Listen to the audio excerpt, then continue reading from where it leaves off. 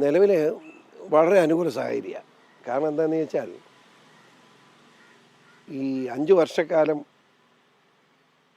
ഇപ്പോഴത്തെ MLA, അതിനു മുമ്പ് ഞാൻ MLA, ഈ MLAമാരുടെ പൂഞ്ഞാറിലെ കാലഘട്ടങ്ങൾ തമ്മിൽ ജനം ചർച്ച ചെയ്യുക. അതിൻ്റെ വ്യത്യാസം മനസ്സിലായി ജനത്തിന്. ഞാനാണ് ഭേദം എന്ന് ജനത്തിന് ബോധ്യമായി. അതുകൊണ്ടുള്ള പിന്തുണയാണ് എനിക്ക് വന്നിരിക്കുന്നത്. വലിയ പിന്തുണയാണ്. നല്ല ഭൂരിപക്ഷത്തിൽ ജയിക്കാൻ പറ്റും എന്നാണ് ഞാൻ വിശ്വസിക്കുന്നത്. അതായത് അതെ, അതിൻ്റെ പ്രത്യേകം എന്നാണെന്നറിയാമോ? സ്വതന്ത്രനായപ്പം കിട്ടി 22,000 വോട്ടിന് ഭൂരിപക്ഷമാണ്. മനസ്സിലായില്ലേ? ഇപ്പോൾ അന്ന് ആരും വർക്ക് ചെയ്യാനില്ല, സ്പോണ്ടേനിയസായിട്ട് ജനം സന്മനസ്സോടെ ജയിപ്പിച്ചതാണ്. ഇപ്പോൾ അന്ന് BJP 19,000 വോട്ട് കിട്ടി, ഇന്നത് 25 ഒരു സംശയം വേണ്ട. ആ വോട്ടുകൂടെ വരാൻ പോകും നമുക്ക്. എനിക്കുള്ള വോട്ട് സ്വതന്ത്രൻ എന്നുള്ള വോട്ട് ഒരിക്കലും പോവില്ല, അതിനോട് വ്യക്തിപരമായ ബന്ധമാണ്. പിന്നെ ഈ 19,000 കൂടെ വരും. അപ്പോൾ എൻ്റെ ഭൂരിപക്ഷം ഒരു സംശയമില്ല, നല്ല ഭൂരിപക്ഷമായിരിക്കും, ഒരു സംശയം വേണ്ട. ഈ FCR വിഷയമൊക്കെ ചർച്ചയാണ്. പറയാം. FCR വിഷയത്തിൽ യാതൊരു തർക്കവും വേണ്ട. FCR വിഷയം കേന്ദ്ര ഗവൺമെൻറ് വളരെ വ്യക്തമായി പറഞ്ഞിട്ടുണ്ട്. വിശദമായ ചർച്ചയ്ക്ക് ശേഷമേ അത് നടപ്പാക്കൂ. അത് നടപ്പാക്കാനുള്ള കാരണം കൂടെ നിങ്ങൾ മനസ്സിലാക്കണം. നമ്മുടെ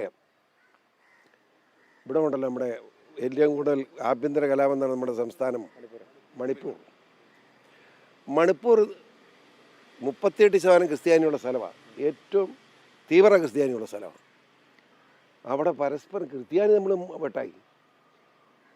എന്തെന്ന് അന്വേഷിച്ചപ്പോൾ എന്നെ ഒരുത്തനെ അറസ്റ്റ് ചെയ്തൊരു സാഹിബിനെ, ഒരുത്തൻ ഉപദേശിയാന്ന് പറഞ്ഞ് ഇവിടെ വന്ന് ചാടിയിരിക്കുക അമേരിക്കയിൽ നിന്ന്.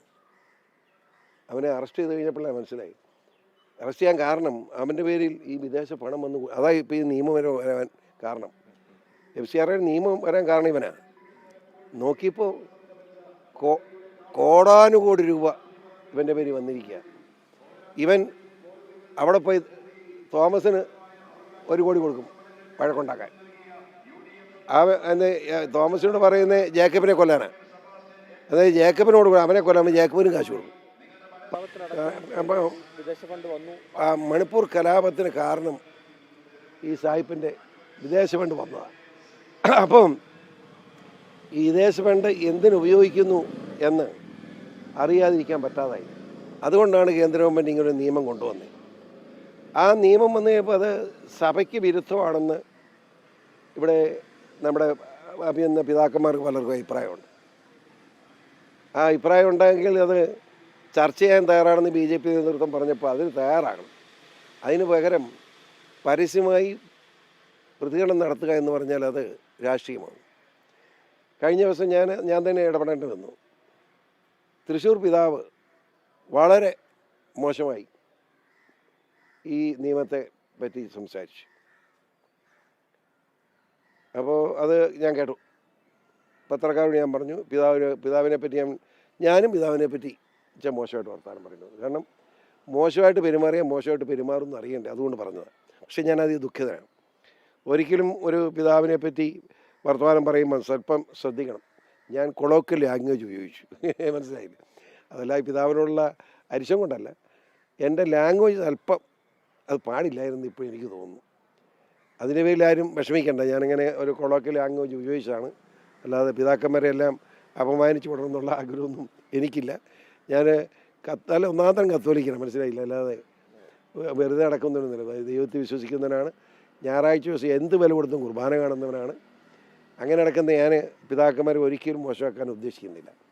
അതുകൊണ്ട് ആർക്ക് ഏതെങ്കിലും പിതാക്കന്മാർക്ക് അതിനകത്ത് മനപ്രയാസം ഉണ്ടെങ്കിൽ അവർ അത് സദയം കേട്ടില്ല എന്ന് വെക്കുക എന്നാണ് എൻ്റെ അഭിപ്രായം.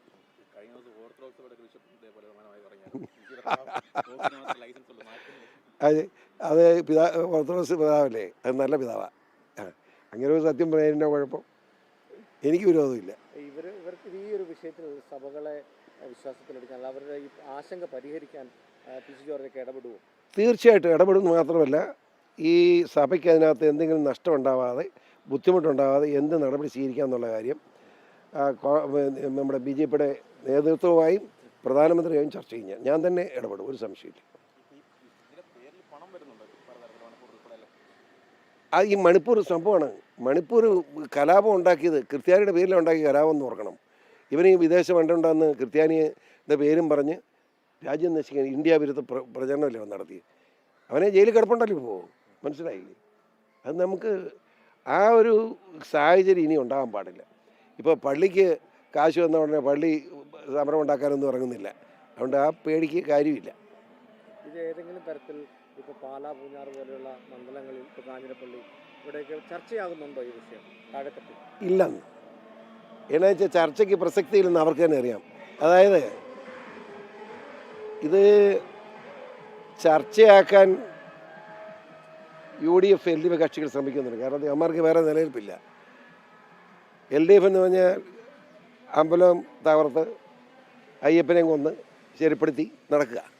അപ്പോൾ അവർക്ക് പിടിച്ചേക്കാനൊരു മാർഗമായി ഇത് പറ്റുമെന്ന് നോക്കുന്നുണ്ട്. UDF രാജ്യം മുഴുവൻ ഭരിച്ചില്ല, അവർ വല്ലതും ചെയ്തിട്ടുണ്ടോ?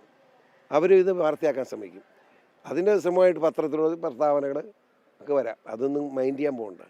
അതൊക്കെ ജനത്തിന് അറിയാം. കേരളത്തിലെ ജനങ്ങളെടുത്ത് ഇതുപോലും ചിലവാകുമോ എല്ലാം അറിയാം. BJPക്ക് എത്ര സീറ്റ് കിട്ടും? ഞാൻ പ്രവചിക്കുന്നില്ല. ഒരു കാര്യം പറയാം, ഈ തെരഞ്ഞെടുപ്പിൽ ആർക്കും ഭൂരിപക്ഷം കിട്ടാൻ സാധ്യതയില്ല. എഴുതിയിട്ടോ? അപ്പോൾ ഒരു പ്രശ്നമുണ്ട്, പിന്നെ ആര് ഭരിക്കും? അതാണ് ഞങ്ങളുടെ സന്തോഷം, BJPയുടെ സന്തോഷം. ത്രിതല പഞ്ചായത്ത് വന്നപ്പോൾ ഞങ്ങൾ ജയിക്കുന്ന സീറ്റിലെല്ലാം കോൺഗ്രസും കമ്മ്യൂണിസ്റ്റും ഒരുമിച്ച് വോട്ട് ചെയ്ത് ഞങ്ങളെ തോപ്പിച്ചു. എന്നിട്ടും നിർണായകമായ പഞ്ചായത്തുകൾ ഞങ്ങൾ പിടിച്ചെടുത്തു. അത് ഞങ്ങൾ പറയുമ്പം ജനത്തിന് പൂർണ്ണമായ വിശ്വാസം വരും. ഇവർ രണ്ട് കള്ളന്മാരും കാട്ടുകള്ളന്മാരും ഒന്നിക്കും എന്നൊക്കെ പറയുമ്പം വിശ്വാസം വന്നില്ല. പക്ഷേ ഈ നിയമസഭാ ഇലക്ഷനിൽ സ്വാഭാവികമായി വരാൻ പോകുന്നത് ആർക്കും ഭൂരിപക്ഷമില്ല. ഞങ്ങളാർക്കും പിന്തുണ കൊടുക്കുന്നില്ലെന്ന്. അത് പിന്തുണ കൊടുക്കാൻ സാധ്യത ഞാൻ കാണുന്നില്ല. അപ്പോൾ പിന്നെ എന്താ, കോൺഗ്രസും കമ്മ്യൂണിസ്റ്റും ഒന്നിക്കും. വളരെ സന്തോഷം. കുശി